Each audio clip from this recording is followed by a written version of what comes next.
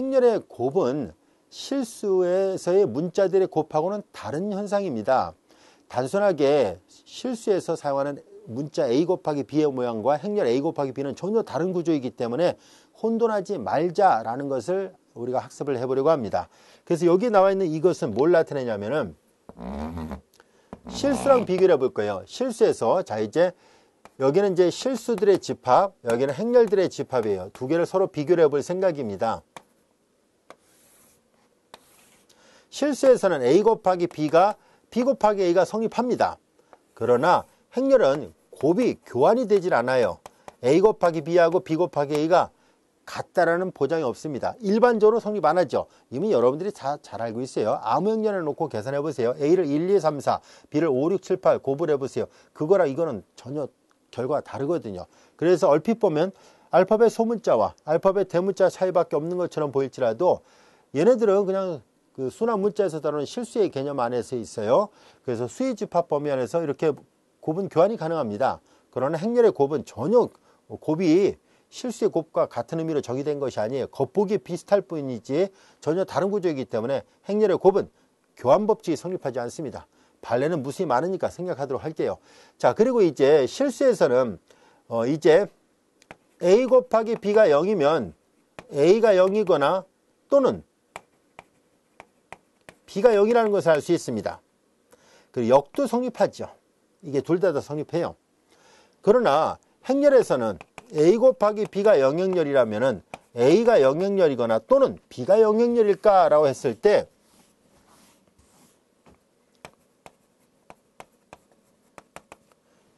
얘는 이렇게 가는 것은 성립합니다.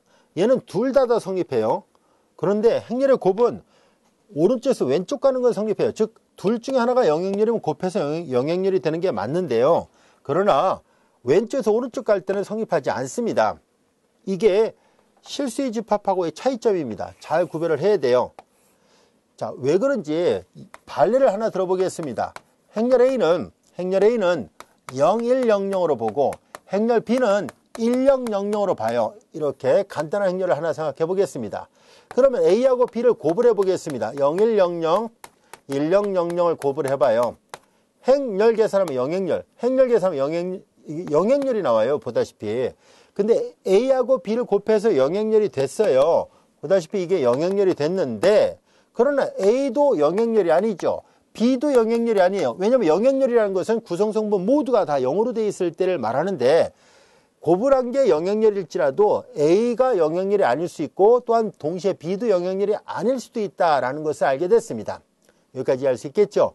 자, 이것도 발레 이걸로 갖고 하면 되겠네요. 이거 반대로 하면 1001이 나오는데요.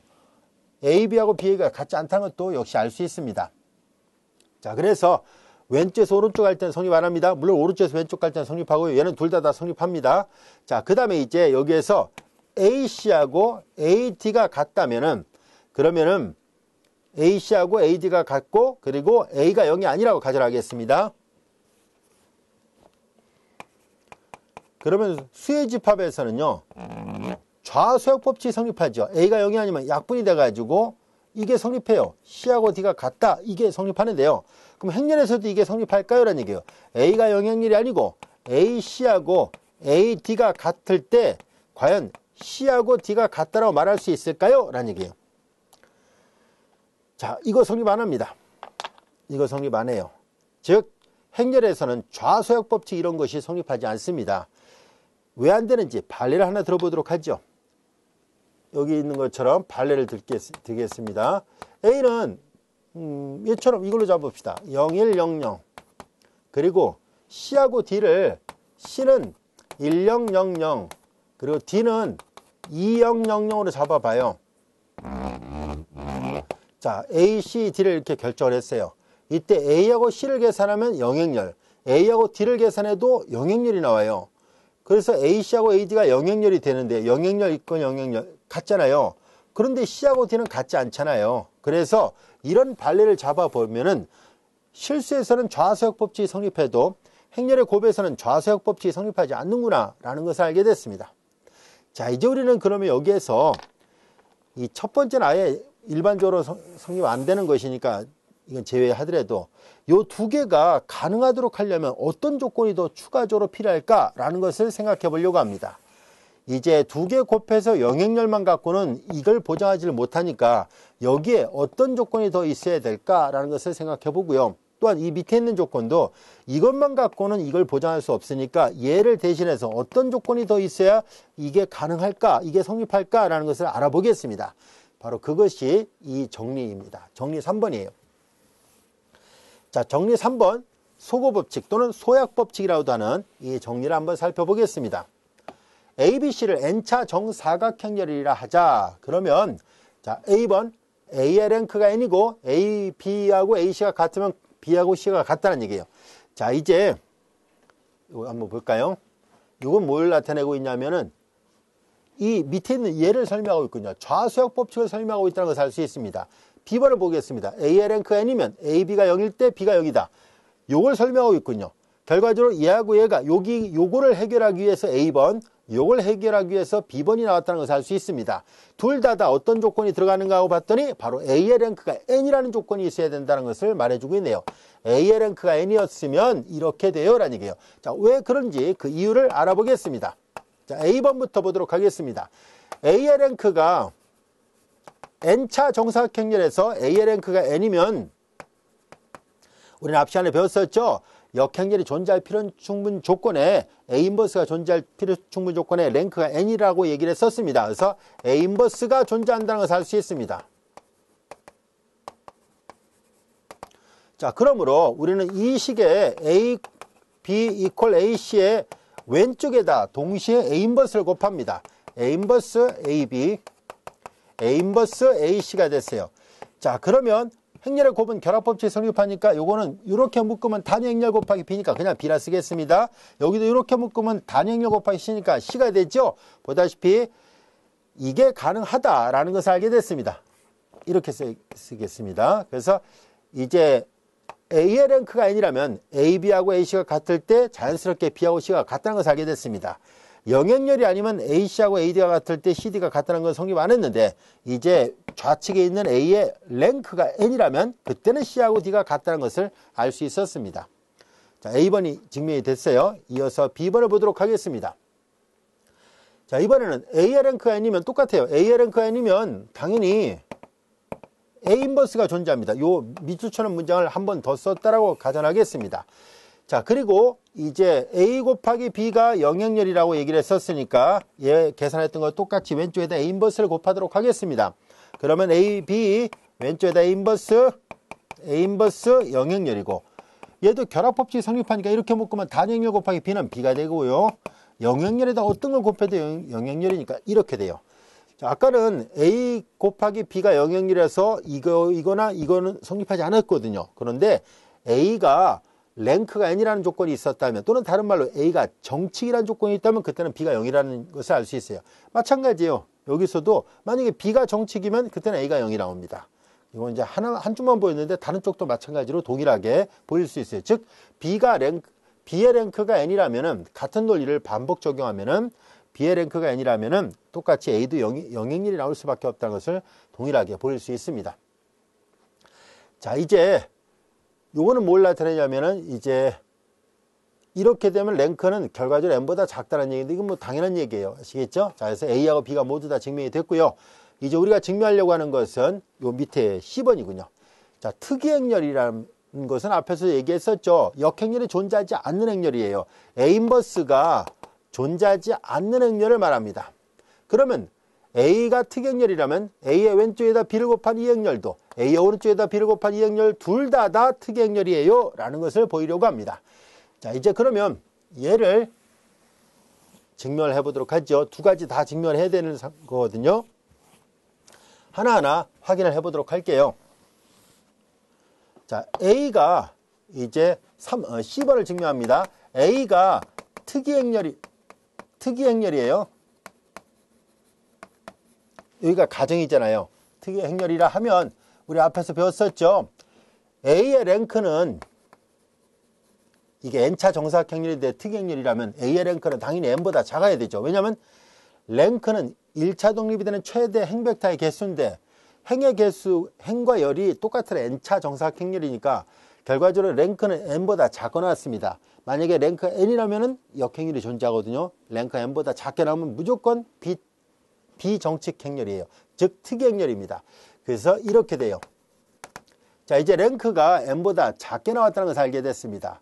자, 그런데 랭크가 n보다 작다는 얘기니까 예를 들어서 3차 정사각 행렬인데 랭크가 2가 나왔다라고 생각을 해보세요. 그럼 어떤 일이 벌어질까요? 우리는 ax = 0이라는 동차 연립 방정식에서 생각을 해보겠습니다.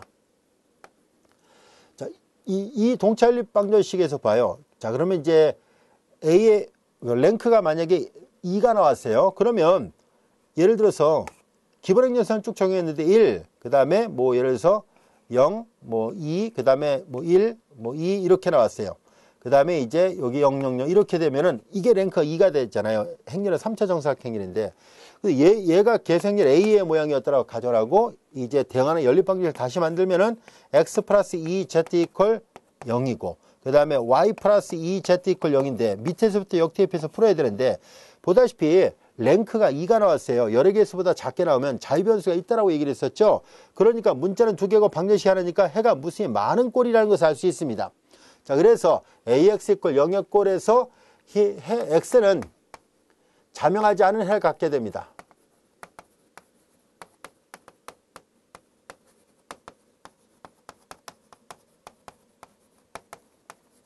여기까지가 됐죠? 이렇게 문자의 개수가 많기 때문에 뭔가를 하나를 결정을 해야 나머지를 결정할 수 있어요. 그래서 만약에 랭크가 똑같이 3이었다면 우변 0이 되는 동차 연립 1차 방정식에서는 당연히 자명한 해만 갖게 되는데 랭크가 적게 나왔으니까 자명하지 않은 해가 존재합니다. 우변 0이 되는 동차 연립 1차 방정식은 해가 없는 경우는 나타나지 않는다라고 얘기를 했었잖아요. 자명한 해가 있거나 또는 자명하지 않은 해를 갖거나 근데 자명한 해를 가지려면 랭크가 n과 같아야 되는데 랭크가 n보다 작으니까 자명하지 않은 해를 갖는다는 것을 알게 됐습니다. 자, 이제 이 방정식 양변에다 새로운 b를 곱해 보겠습니다. 이제 b를 주어진 행렬의 양변에다 곱하면 b ax = b 영행렬이 되고 이건 다시 한번 잘 정리하면 이렇게 결합법칙을 써서 표시한다면 ba 그리고 x = 요 영행렬이잖아요. 이것은 또 다른 동차 연립 1차 방정식입니다. 이건 또 다른 동차 연립 1차 방정식인데 이 x가 여기서 x하고 똑같아요. 따라서 이 동차 연립 1차 방정식도 자명하지 않은 해를 갖게 돼요.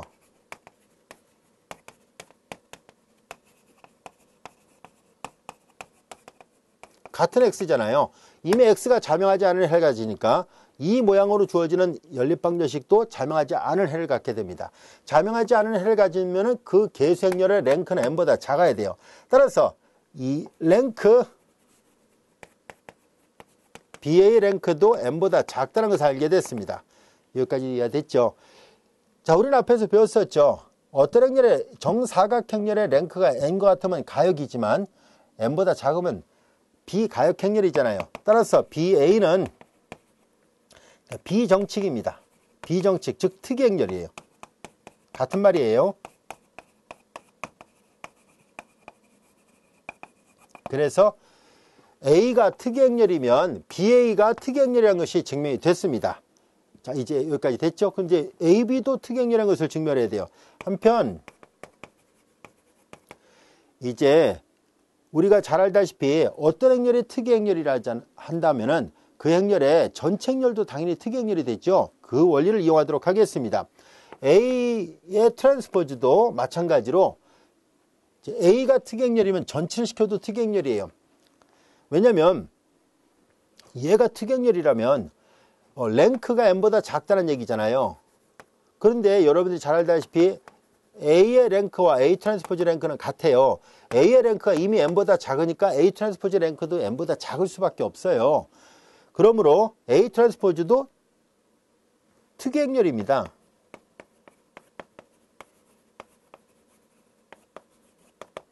자, 이제 A 트랜스포즈가 특이 행렬이 됐으니까 조금 전에 했던 이 원리를 동일하게 적용합니다. 그러면 B 대신에 B 트랜스포즈, A 대신에 A 트랜스포즈를 대입해도 얘도 마찬가지로 특이 행렬이 됩니다. 근데 이때 B 트랜스포즈, A 트랜스포즈는 조금 전에도 설명했었죠. 얘는 A 곱하기 B의 전체 트랜스포즈예요. 요거 임으로 결과적으로 A 곱하기 B의 트랜스포즈도 얘가 지금 특이니까 당연히 얘도 특이 행렬입니다.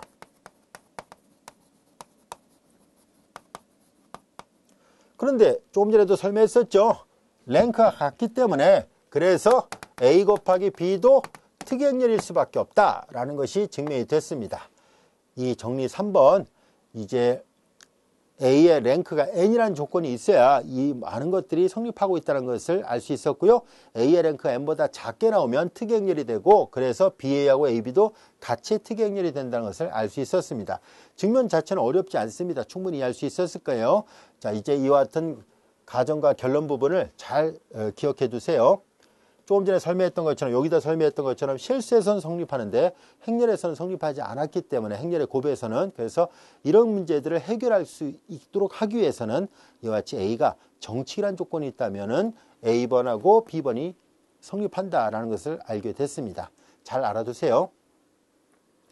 자, 이제 우리는 이 절을 마무리하기에 앞서서 다음 같은 문제를 해결해 보려고 합니다. 행렬식이 갖고 있는 성질을 살펴보려고 하는데요. 우리는 A 곱하기 B하고 B 곱하기 A는 같지는 않습니다. 그러나 행렬식에서는 A 곱하기 B의 행렬식하고 그 다음에 B 곱하기 A의 행렬식이 같다는 것을 보이려고 합니다. 그리고 더 나아가서 얘네들은 각각의 행렬식의 곱과 같다는 것을 증명할 생각입니다. 자, 이제 곱에 관한 행렬식, 물론 A하고 B가 각각 N차 정사각행렬이라는 전제 조건 하에서입니다. 곱에 관한 행렬식은 각각의 행렬식이 곱이 된다는 것을 증명할 텐데요. 자, 이걸 증명하기 위해서는 우리가 앞에서도 언급했던 것처럼 기본 행렬이라는 개념이 필요합니다. 자, 그래서 우리는 다음 같은 것을 한번 생각해 보도록 할게요. 이 정리를 증명하기 앞서서 보조 정리를 먼저 증명해 보도록 할게요. A가 정칙 행렬이면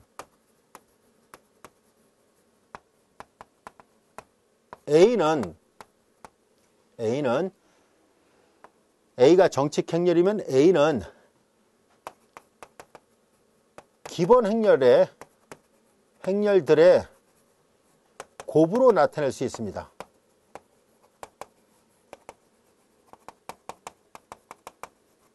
자, 이 정리를 먼저 증명해 보도록 할게요. 이걸 다 한 다음에 이제 이걸 증명할게요. A가 정칙 행렬이라면 A는 기본 행렬들의 곱으로 표현이 가능합니다 라는 얘기예요. 자, 이게 무슨 말인지 한번 살펴보도록 하겠습니다. A가 정치니까 역행렬이 존재한다라고 얘기를 했었죠. 즉 우리는 앞서 가우스 조르단 소거 방법을 설명했었잖아요. 그래서 A에 I를 옆에다 붙인 다음에 기본 행렬산을 적용하죠. 아니면 기본 행렬을 연달아 곱합니다. 몇 개를 곱해야 되는지 모르니까 그냥 K라 써볼게요. 자, 이제 행렬을 곱은 우측부터 연산합니다. 자, 이렇게 기본 행렬산을 계속 적용해서 얘를 단행렬, 그리고 그때 여기 오른쪽이 A 인버스가 된다라고 얘기를 했었죠. 자, 이제 A가 정칙 행렬이라는 얘기는 이렇게 A에다 기본 행렬산을 적용하면 단행렬로 바뀌어집니다. 기본 행렬산을 적용했다는 얘기는 A의 왼쪽에다가 E1을 곱하고 또한 E2를 곱하고 그리고 쭉 해서 EK를 곱해서 단행렬로 바뀌어졌다는 얘기예요. 여기까지 이해됐죠? 자, A가 정칙 행렬이라는 얘기는 이게 구해진다는 얘기는 가우스 조르단 소거 방법으로부터 A를 I로 바꿀 수 있다는 얘기거든요. 즉 기본 행렬산을 적용해서 기본 행렬산을 적용했다는 얘기는 기본 행렬산에 대응하는 기본 행렬들을 순차적으로 곱해서 A를 단행렬 I로 바꿀 수 있었다라는 뜻이에요. 자, 그러면 이제 주어진 식에서 이번에는 이제 다음 같은 것을 생각해 보도록 하죠. 그럼 여기 잘 보세요. 그러면 얘네들이 다 기본 행렬의 곱인데요. 얘네들이 바로 A의 인버스구나라는 것을 알 수 있어요. 왜냐하면 A에다 뭘 곱해서 I가 됐으니까 얘네들이 전부 다 A 인버스일 수밖에 없다라는 것을 알게 됐습니다. 자, 그래서 A의 역행렬의 모양은 EK, E2, E1이에요. 자, 그러면 이것이 성립하기 때문에 이 식의 양변에다 인버스를 또 취해요. 역행렬을 계산하면 2K, E2, E1이죠. 자, 조금 전에 또 확인했고, 역행렬, 역행렬은 또 자기 자신의 이건 정의로부터 분명합니다. 자, 왜 그런지 살펴볼게요. A에다가 A 인버스를 곱한 것이 I죠. 한쪽만 증명하도록 하겠습니다. A 인버스 A도 물론 I입니다. 자, 그럼 여기서 잘 보세요.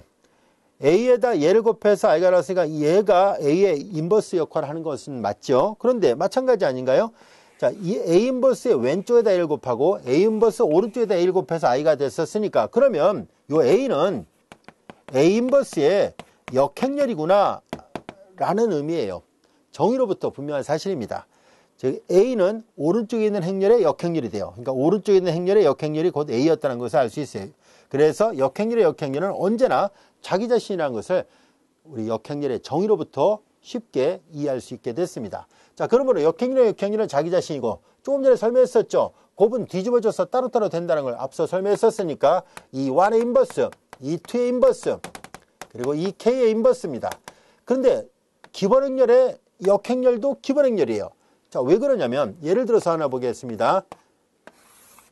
예를 들어서 단위행렬에 한 행에다 상수배를 해봐요. 예를 들어서 K1배를 했다고 봐요. 원래 1001인데 그렇게 해서 만든 행렬이 2완이었다고 봐요.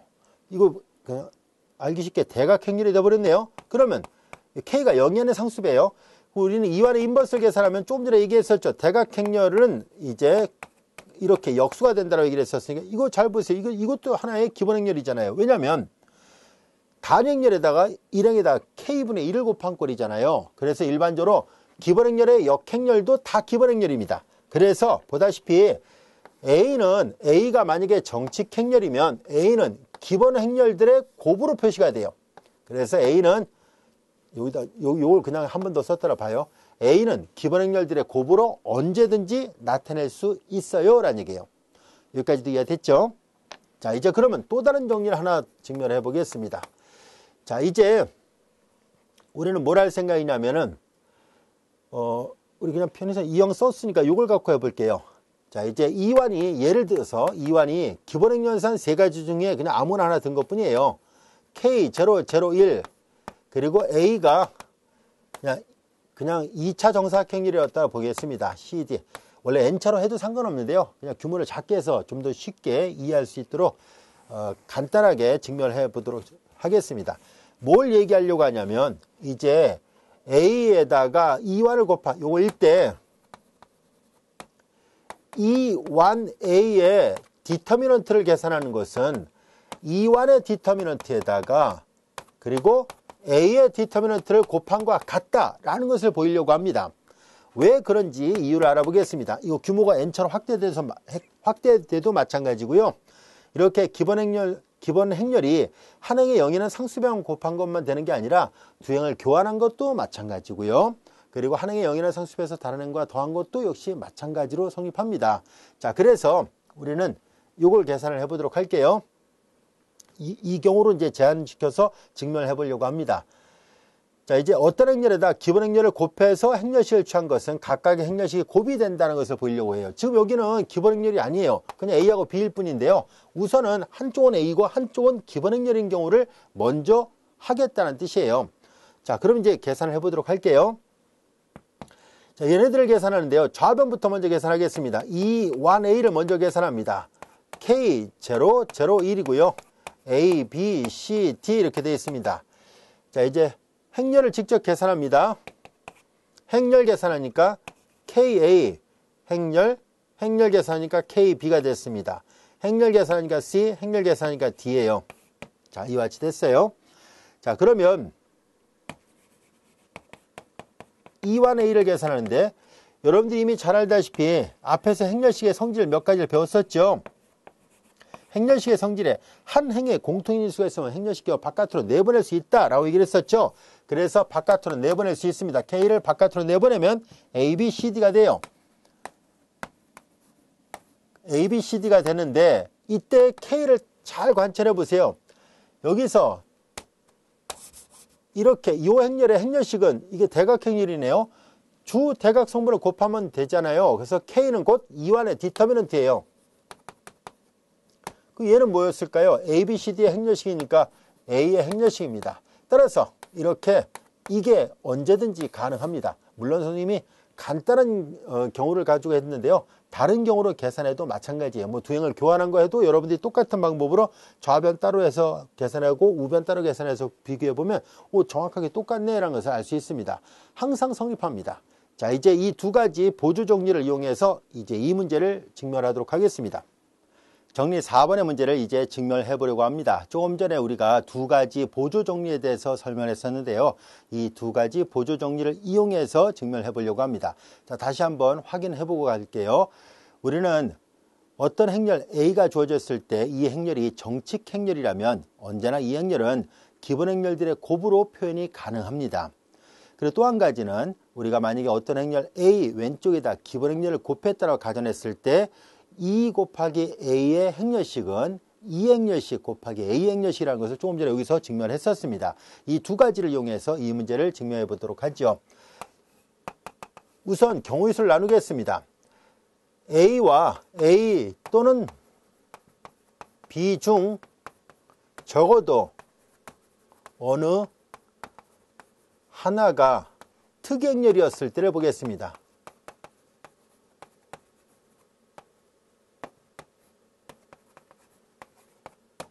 자, 둘 중에 어느 하나라도 특행렬이에요. 적어도라고 표현했으니까 둘 다 특행렬도 마찬가지로 포함됩니다. 자, 그러면 이렇게 되면 조금 전에 우리가 증명했었죠. 특행렬이면 곱도 특행렬이 된다라고 얘기를 했었잖아요. 그래서 A 곱하기 B도 특행렬이 됩니다.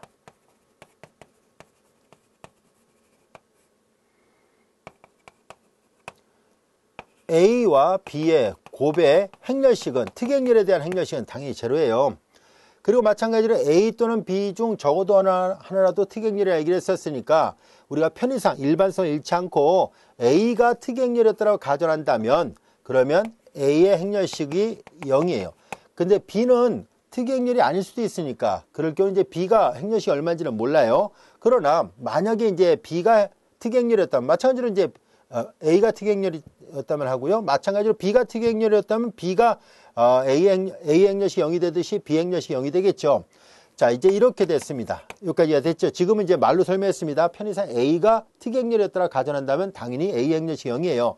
자, 그러면 이게 당연히 성립할 수밖에 없잖아요. A 곱하기 B는 이거 0이죠. 그리고 마찬가지로 디터미넌트 A 곱하기 디터미넌트 B에서 얘가 0은 아닐지라도 얘가 0이니까 당연히 이게 0일 수밖에 없잖아요. 그래서 곱에 관한 행렬식은 각각의 행렬식이 곱이 된다는 것이 성립한다라는 것을 알게 됐습니다. 자, 이번에는 이 경우는 이제 증명이 끝났으니까 A와 B가 모두 정칙인 경우를 생각해 보겠습니다. 둘 중에 하나라도 특이 행렬이라면 곱에 관한 행렬식은 각각의 행렬식이 곱이 됐잖아요. 이번에 이제 이 경우가 아닌 나머지 경우예요. 적어도 하나라도 특이행렬이라는 얘기는 둘 다 특이행렬인 경우, A가 특이행렬인 경우, B가 특이행렬인 경우 이 세 가지를 다 포함하고 있고요. 이걸 제한 나머지니까 A도 특이행렬이 아니고 B도 특이행렬이 아닌 경우에 즉 둘 다 정칙행렬인 경우를 생각해 보겠습니다. 자, 그럼 조금 전에 설명했었죠. A가 정칙행렬이라면 그 행렬은 반드시 기본 행렬의 곱으로 표현할 수 있다라고 얘기를 했었으니까 이제 A는 정칙이므로 기본 행렬의 곱으로 나타낼 수 있습니다.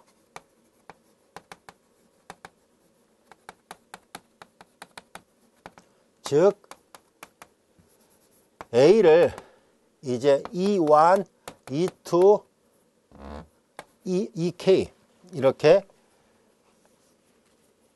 기본 행렬을 몇 번 사용하든 간에 K번 했다고 볼게요. 자, A를 이렇게 나타낼 수 있습니다. 자, 그러면 이제 우리가 관찰하고 싶은 것은 A 곱하기 B의 행렬식이 정말로 A의 행렬식 곱하기 B 행렬식이 되는지를 알아보려는 거거든요. A 곱하기 B는 다시 쓰면 EK 그리고 E2 그리고 E1 B가 되잖아요.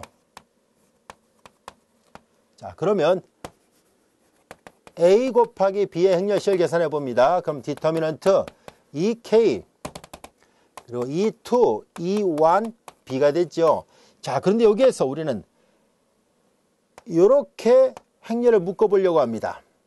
B라는 어떤 행렬에다 기본 행렬을 곱하면 요 부분은 어차피 새로운 어떤 행렬이 나오겠죠.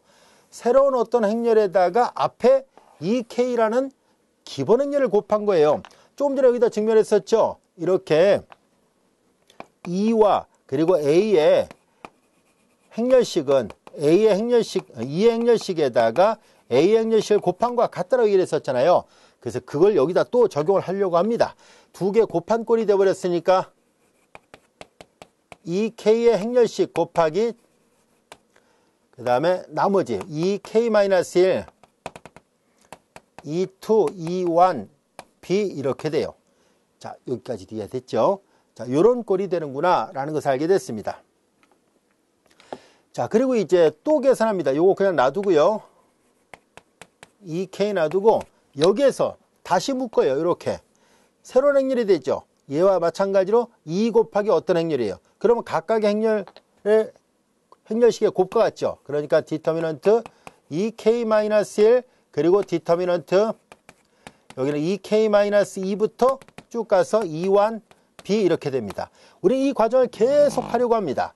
계속 한다면은 디터미넌트 EK 그리고 디터미넌트 EK-1 쭉 가요. 자, 근데 이거 지우기 전에 만약에 여기 A 대신에 얘가 E1이라 A 대신에 E2를 바꿔놔 봐요. 그러면 이렇게 되죠. 다시 말해서 기본 행렬에 고백하는 행렬식은 자연스럽게 각각의 행렬식이 곱이 되는구나 라는 것을 알 수 있어요. 거꾸로도 성립합니다. 기본 행렬의 행렬식의 곱은 각각의 기본 행렬의 곱의 전체 행렬식과 같다는 것 자연스럽게 이해가 됐죠. 이걸 이제 여기다 또 적용할 거예요. 자, 그러면 계속 반복하면은 이제 각각의 이렇게 기본 행렬의 행렬식의 곱으로 다 바뀌어지게 돼요. E1 그리고 맨 마지막은 이 두 개의 곱에 관한 행렬식이에요. 아까 여기다 설명했던 거 좀 전에 했던 거요. 그래서 이렇게 됩니다. 자, 이제 얘네들을 잘 보세요. 얘네들은 전부 다 기본 행렬의 곱에 관한 행렬식이죠. 조금 전에 여기다 설명했던 것처럼 그럼 얘는 자연스럽게 다시 디터미넌트 EK, EK-1, E2, E1의 곱 전체 행렬식과 같고 끝에 디터미넌트 B가 있습니다. 그런데 얘는 보다시피 A라고 얘기를 했었잖아요. 그러니까 결과적으로 A의 행렬식이에요. 그리고 B의 행렬식이 됐습니다. 그래서 얘가 성립하는구나 라는 것을 알게 됐어요. 그래서 곱에 관한 행렬식은 각각의 행렬식의 곱이 됩니다. 이때 얘는 하나의 값이고 얘도 하나의 값이잖아요. 그래서 얘는 교환이 가능합니다. 그래서 디터미넌트 B 곱하기 디터미넌트 A가 돼요. 이거는 A 곱하기 B가 B 곱하기 A가 된다는 얘기가 아니라 곱에 관한 행렬식은 각각의 행렬식이 곱이 되어버렸는데 이건 하나의 값이기 때문에 수나 또는 문자로 나오거든요. 이거 교환이 가능해졌어요. 그리고 이제 얘가 이렇게 되듯이 그럼 거꾸로도 되잖아요. 그럼 얘도 마찬가지로 디터미넌트 BA도 됩니다. 그래서 B 곱하기 A의 행렬식과 A 곱하기 B의 행렬식은 같다라는 것까지도 모두 증명이 됐습니다. 자, 이렇게 해서 증명이 완성이 됐는데요. 전체적인 흐름 이해할 수 있겠죠. 우리 책에는 저자가 중간을 많이 압축을 해서 설명했는데 선생님이 좀 더 자세하게 설명하기 위해서 두 개의 보조 정리를 먼저 언급한 다음에 이렇게 좀 더 자세하게 증명을 했습니다. 충분히 이해할 수 있을 거라 생각합니다. 자, 이제 이것으로 우리 교재 7장 8절의 내용을 모두 마치기로 하고요. 이어서 7장 9절을 공부하도록 하겠습니다.